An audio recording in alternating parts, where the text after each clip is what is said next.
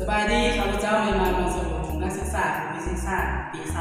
3คณะศึกษาศาสตร์มหาวิทยาลัยศาสตร์วันนี้ข้าพเจ้าจะมาให้การทดลองเกี่ยวกับเอนไซม์เพราะว่าในบทเรียนนั้นเพิ่นว่าถ้าว่าอุณหภูมิสูงขึ้นเอนไซม์จะตาย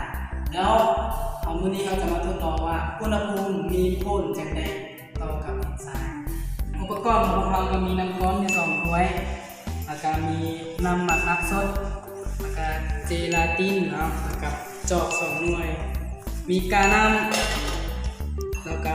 อันนี้พระเอกของมันเนาะหมักนัดสดเลยไม่ได้สำหรับคนทำนี้ข้าพเจ้าขอเวลาแป๊บนึงเดี๋ยวต้มน้ำก่อนเพราะว่าจะได้ใส่ความอ่อนเนาะของระยะแป๊บ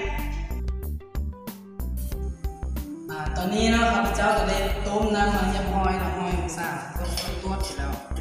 วันนี้เราจะมาเริ่มกันเลยทำอีกนี้เราตัวนี้เขาจะ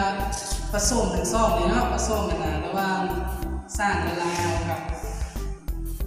น้ำมันนัดเอา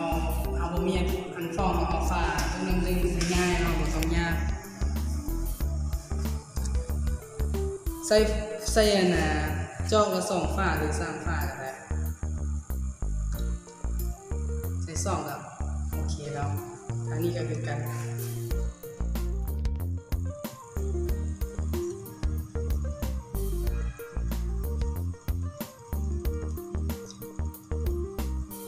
หลังจากนั้น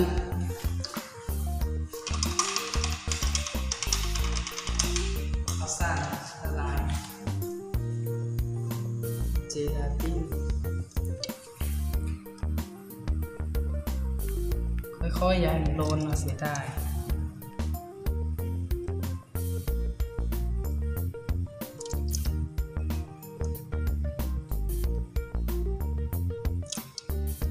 จากนั้นเอาโคน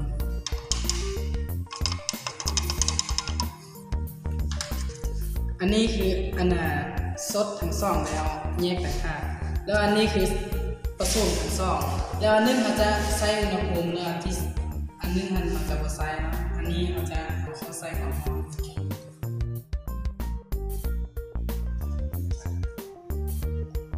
เอาอันที่เอาจอกที่เราไปใส่ความร้อนกับมันกับจอกที่เราไม่ได้ใส่ความร้อนแต่ว่าทั้งสองนี่ผสมกันเอาลงมันกันเอาลงน้ำร้อนเนาะมันก็มาใส่ความเย็นกับมันถ้าว่าน้องๆคนได้สิไปเฮ็ดเนาะไปเฮ็ดการทดลองแนะนำให้ใส่หลอดการทดลองเด้อ5 นาทีผ่านไปแล้วเนาะเอากล้องมาในซูมเบิ่งข้างๆว่ามันเปลี่ยนแปลงจังได๋เขาจะสังเกตเห็นว่าอันที่เราบ่ได้ต้มเนาะบ่ได้ใส่ความร้อนมันจะยังเป็นน้ำอยู่คือเก่าแสดงว่าเอนไซม์เรายังใส่ได้ยังเป็นประโยชน์อยู่แต่ว่าอันที่เราไปใส่ความร้อนเนาะมาใส่น้ำก้อนมันจะ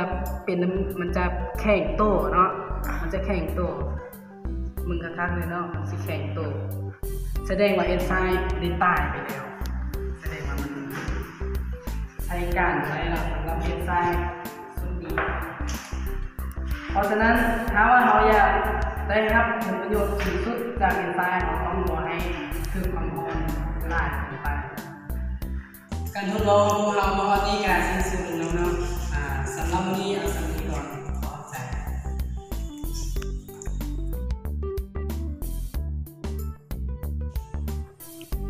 สบายดีครับท่านผู้ชมสู่นักศึกษาฟิสิกส์ศาสตร์ปี3จากคณะศึกษาศาสตร์มหาวิทยาลัยศาสตร์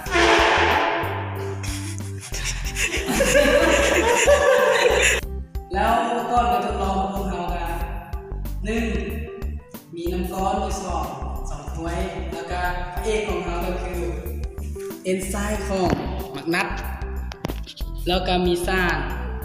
เจตานินน้ำหมักนัดสดแล้วก็สารเจตาลินอุปกรณ์ของเราก็มีน้ำก้อนมี2ถ้วยแล้วก็มีน้ำหมักนัดสดแล้วก็เจลาตินเนาะแล้วก็จอก2นิ้ววันนี้การทดลองของข้าพเจ้าได้สิ้นสุดลงเพียงเท่านี้เนาะ